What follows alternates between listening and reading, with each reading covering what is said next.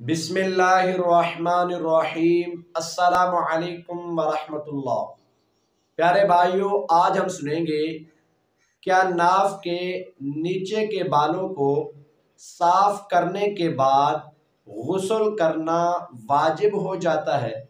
प्यारे भाइयों, गैर ज़रूरी बाल साफ करने की वजह से गुस्ल वाजिब नहीं होता। सिर्फ मखसूस हिस्से को धो लिया जाए तो भी कोई हर्ज नहीं है। शरअन बाल साफ करने के बाद गुस्ल करना ज़रूरी नहीं है, लेकिन अगर पानी की किल्लत ना हो या बीमारी या नहाने में कोई रुकावट वगैरह ना हो तो गुस्ल कर लेना मुस्तहब है, यानी गुस्ल कर लेना चाहिए, बेहतर है।